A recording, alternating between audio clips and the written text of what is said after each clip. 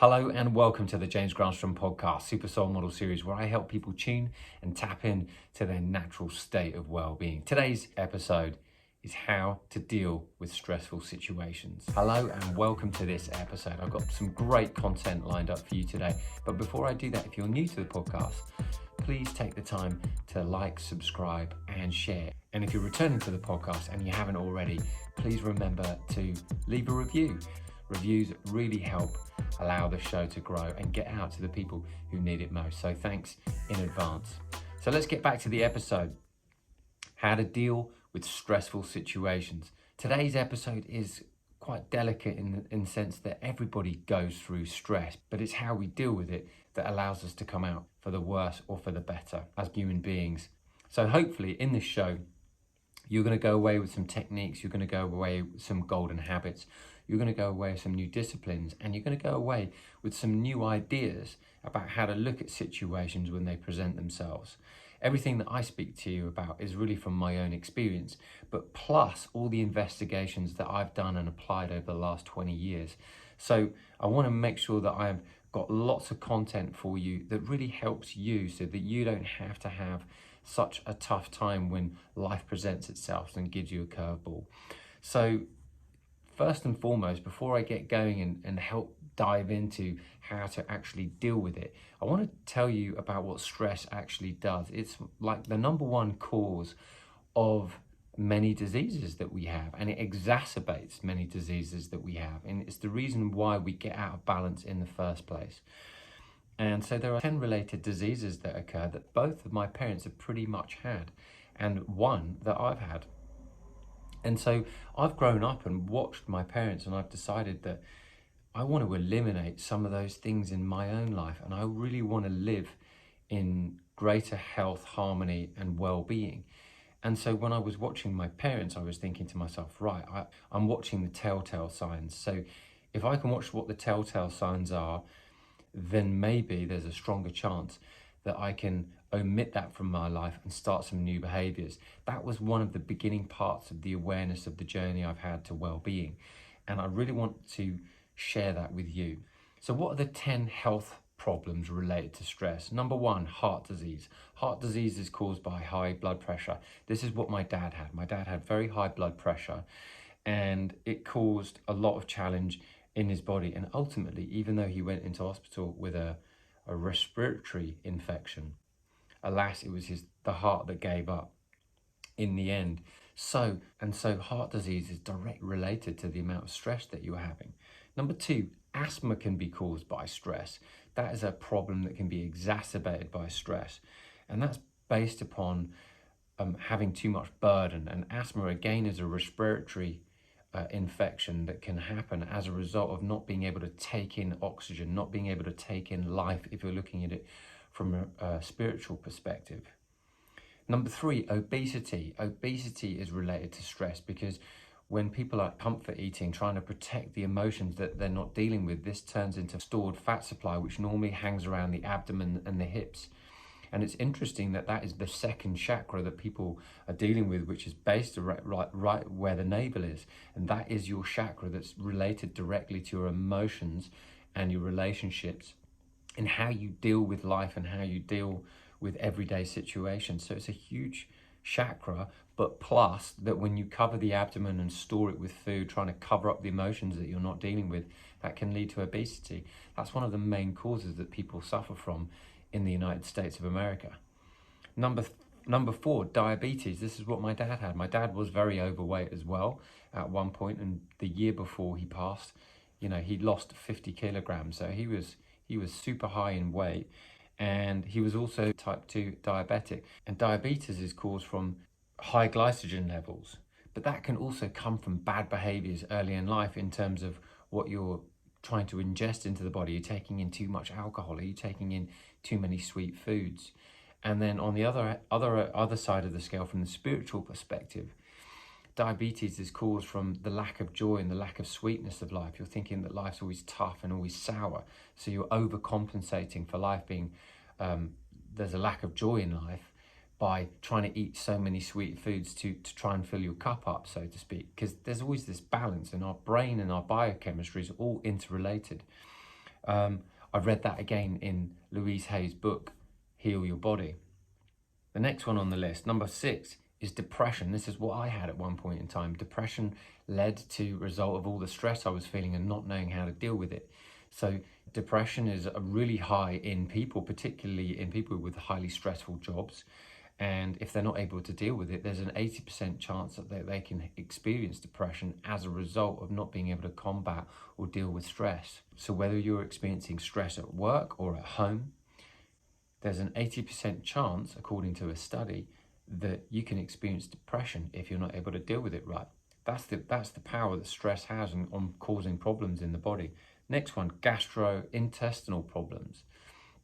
Again, the nervous system and the gut is interrelated. So when you're feeling stressed, you're storing it in your body, and then that's creating toxic buildup energetically inside the gut, which means your digestion's playing up because you're not able to digest life. You're not able to digest what's actually coming into your life as a result of what you're observing, what you're feeling, and those chemicals in your body are causing problems with the neural transmitters from your brain to your gut, which is causing higher levels of toxicity and more challenge in the body. I know that when I've previously had issues with too much stress, that my digestion starts to play up. That is a main cause of stress and excessive stress in your life. Number 8, Alzheimer's disease. Whilst Alzheimer's disease might not be a direct reflection of stress, stress will exacerbate it and speed it up. And so stress can cause a lot of problems on speeding up issues and problems that you have if you're experiencing any. Next one, it can cause premature aging. These issues of stress can really help cause the body to decline really quickly. And when we've got a lot of stress in your life, you can see that some people look really old, their skin's ragged. And when you notice someone with great well-being, that their skin is fresh and glowing and clear. So stress is cause of premature aging. And number 10, premature death. And the reason being is because if someone's stressed out, living in this physical form after a while takes its toll on the body. And that's what can be caused by too much stress in the life. And so today's episode is how to deal with stressful situations from a mind, body, and soul perspective. So what I'm going to do now in this part of the podcast is I'm going to give you some perspectives about how to deal with stressful situations in the moment. And then after that, what I'm going to do is I'm going to give you some golden habits to apply. Because having the perspective gives you the awareness shift. And that's really what we want first. We want the awareness shift that when stress happens, what it is. And then later, I want to give you the golden habits and the disciplines that can help you alleviate that going forwards. Because you only grow through learning. You only grow through the experience itself. So you want to have an experience, apply it, get positive results so that you can do it again and again and again, and allow yourself to feel more in control, because stress really happens as a result of feeling out of control. That's really what it is. And so what I'm going to do now is I'm going to talk about how to deal with stress from a perspective's point of view. Number 1, when stressful situations occur, the first thing you want to do is detach from the drama. When someone's having a stressful situation and perhaps you're just witnessing it or you're observing it and you're experiencing it, can you detach from the drama itself? Because adding to the drama only begets more drama. So the energy just attracts more energy. This is obviously law of attraction in motion, but can you detach? Can you detach from the actual situation a moment and see it from another perspective? Because that's really important. Which leads me into number 2. When crisis or stress happens, what you want to do is learn to be bigger than any problems. You have to be bigger than your problems in order to overcome them. You are not the situation. You might be part of the cause of the situation, but you are not the situation. The situation is what it is, and you're now observing in it and participating in it. So can you just be aware of when a situation has occurred, that you can observe it rather than live in it?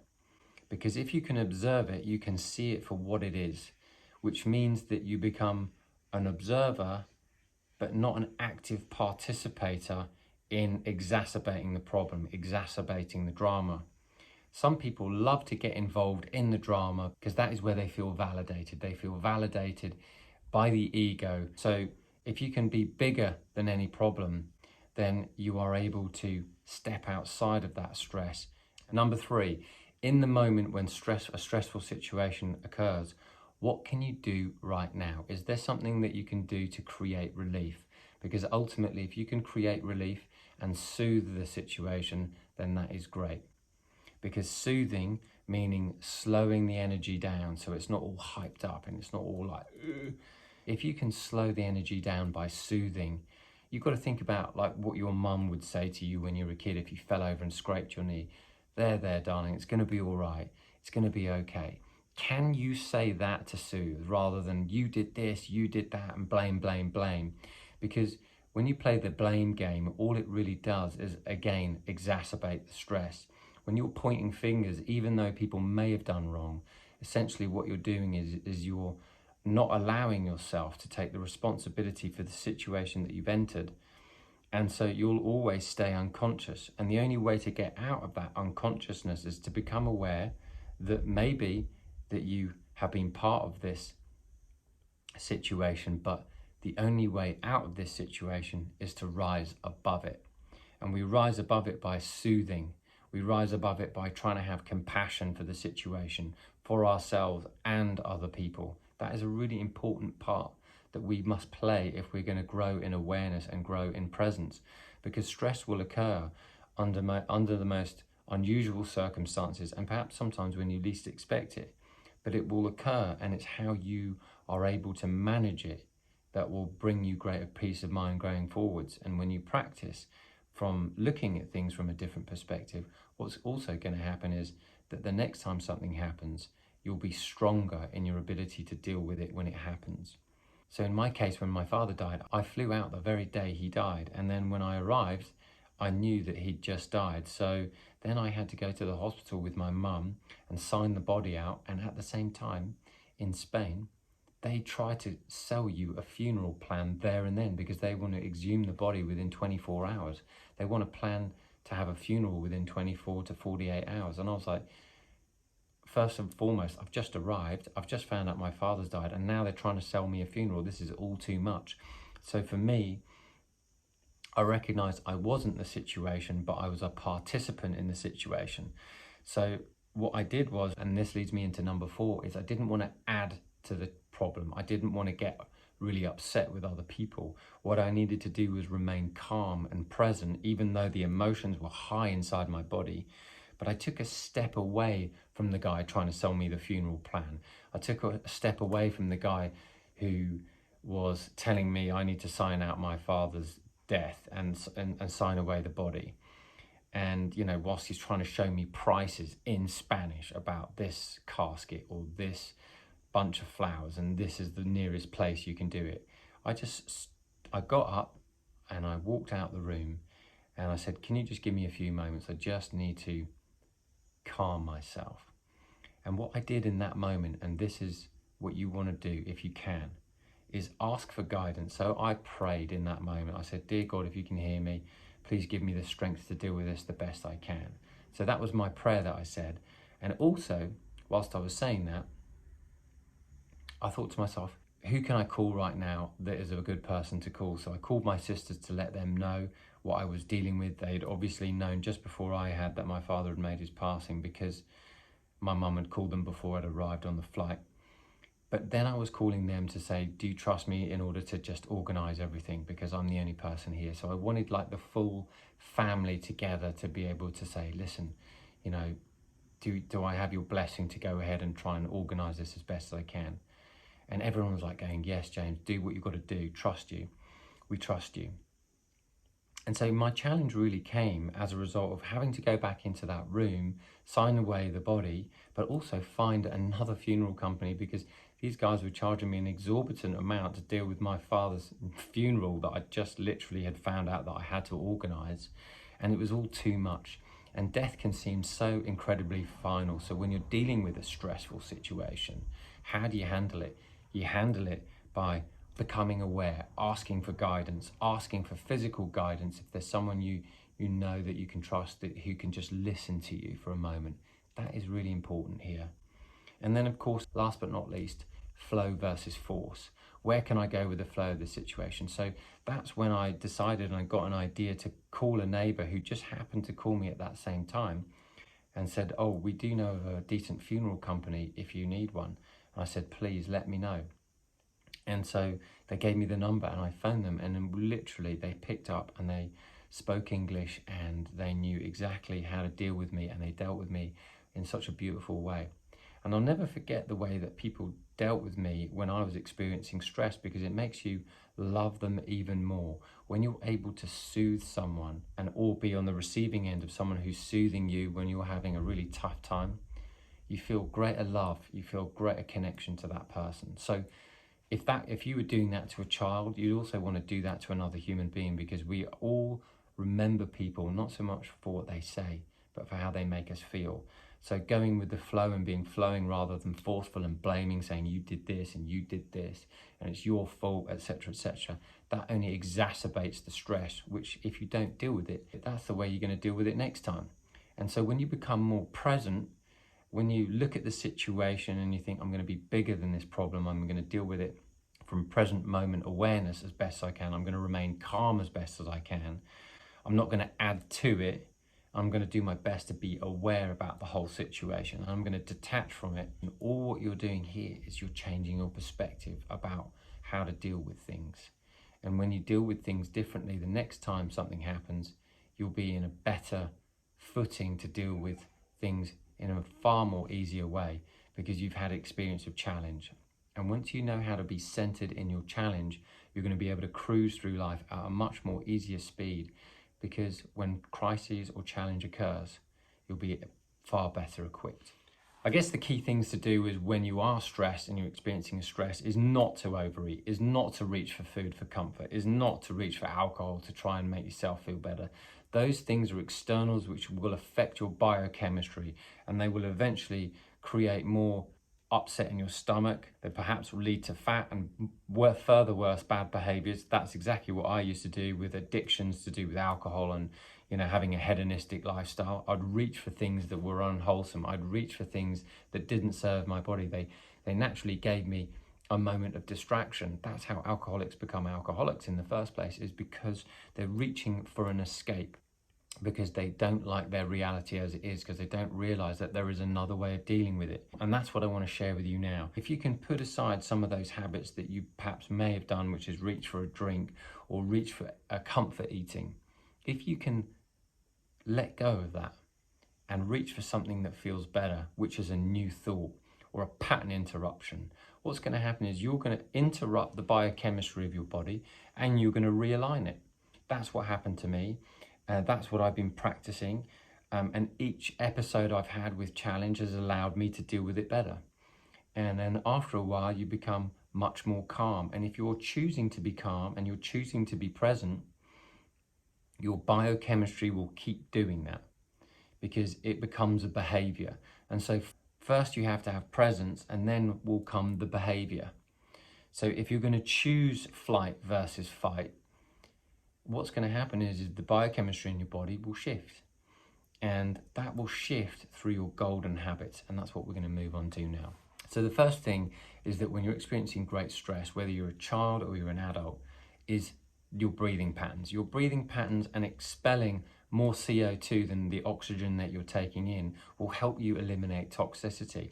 It also creates more oxygen around the heart, flushing in healthy blood, which really helps serve the parasympathetic nervous system, which really helps you get yourself into a better feeling state, a calmer feeling state.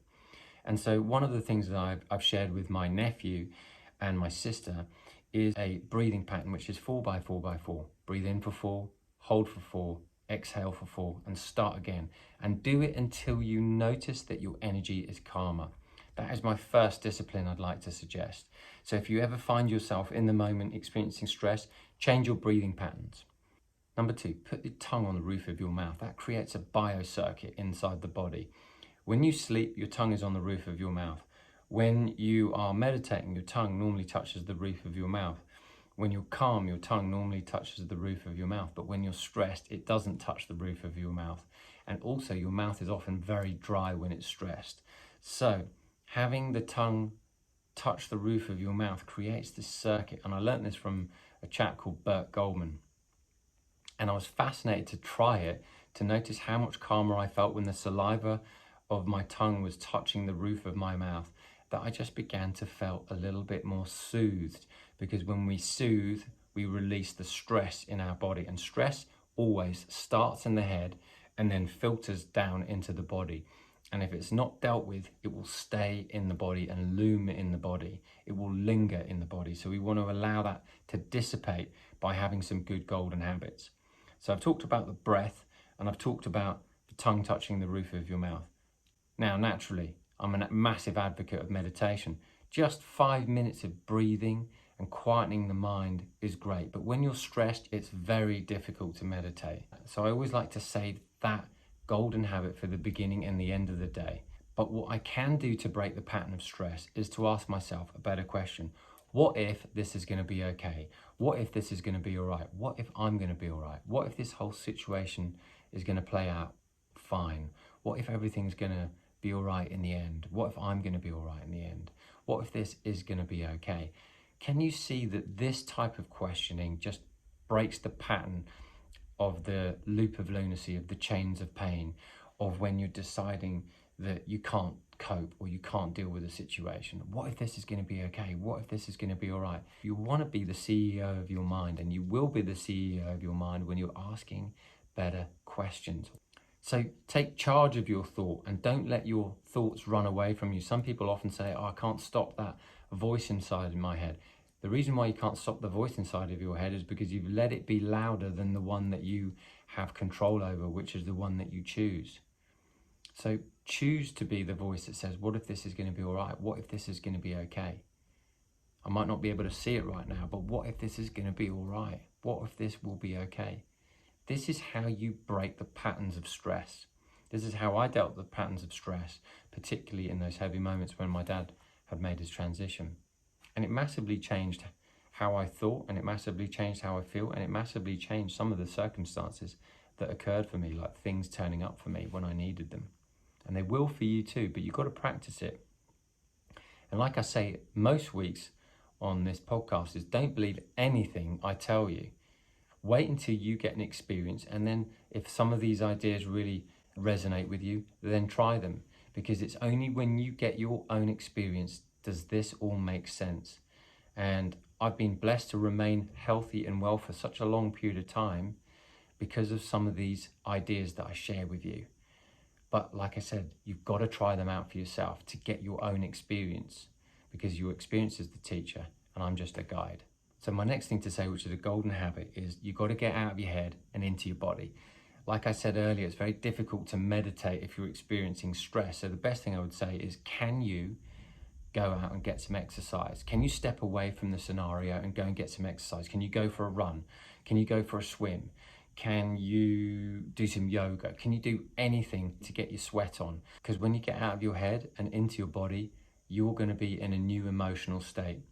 And Einstein said the problem and the solution are on two different frequencies. So if you want to be a solution to a challenge that you're experiencing or stress that you're experiencing, or you want to find the solution, then you've got to change your emotional frequency, and you've got to get out of the problem mode and you've got to get into the solution mode. And in order to become the solution, you've got to get out of your head and into your body, and exercise is one of the best ways you can do it.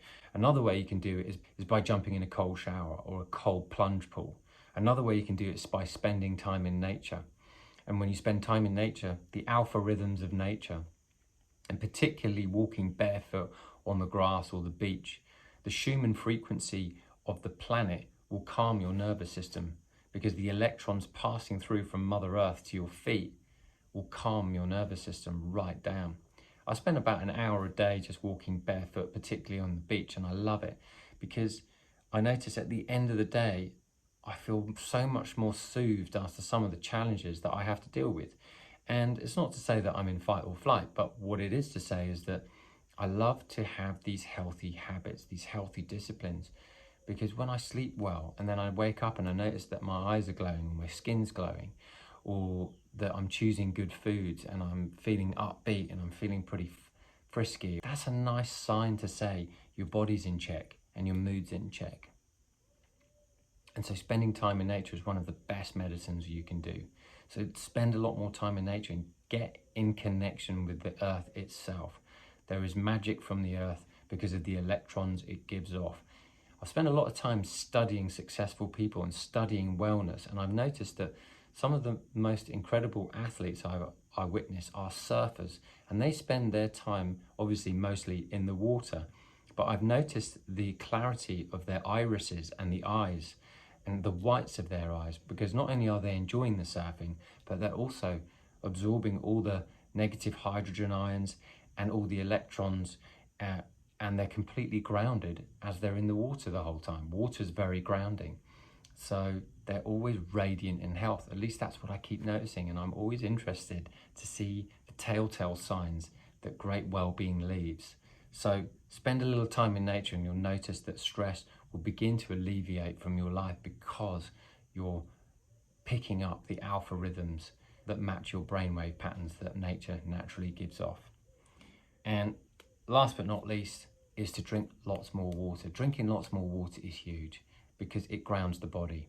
And when your body's stressed, it's really dry, so drinking more water is naturally going to make you feel better. But aside from that, who can you call? Who can you allow your problems to be able to offload on just for a moment, just so that someone can listen? Because sometimes a problem shared is a problem halved. And when that weight is off your shoulders, you're going to feel so much better emotionally that you're able to speak to someone that was just able to be there to listen. And so listening is so important as a human being, because we want to talk, but you also need to listen. And so when someone's experiencing a challenge, rather than try and be the solution, can you just listen to them the whole way out and let them share their challenge, so that you can just be there to love them and acknowledge them, to let them know it's going to be okay. Because when you are a soother, you're also going to release stress from your life. And you always want to have someone who's calm on the ship, who's present on the ship, who's steady on the ship. And you never want to have someone who's always pointing fingers and who's always getting out of balance. That out of balance person was once me, and I decided that that wasn't good for me. It wasn't great for my emotional health because it caused me all sorts of challenge. But I've also witnessed it in my family and my parents. And so I don't like to see people suffer, which is one of the reasons why I have this podcast. This podcast is to help alleviate suffering and to create some new healthy and well-being habits that will allow you a greater quality of life. That's the reason why I do this podcast. And I love to share with you some ideas of what really, really works, because when they worked for me, that means that they can definitely work for you. Anyway, I hope you've enjoyed today's episode, and I hope there's some wonderful takeaways for you that you can implement in your daily life. It's only when we really implement these things that they start to take form and our behaviors start to shape our character in time. I really love to hear what works for you, because your success is my success. And you can find me over on Instagram, and if you were to post a story, why not tag me in it and let me know what your main takeaway was, because every time that you're getting success, that also encourages me to deliver even more content for you to help you thrive. So I hope you've enjoyed today's episode, and if you're new, please remember to like, subscribe and share, and also please support the show by leaving a review wherever you can. And until next week, I wish you a wonderful week ahead. And as always, I wish you green lights all the way.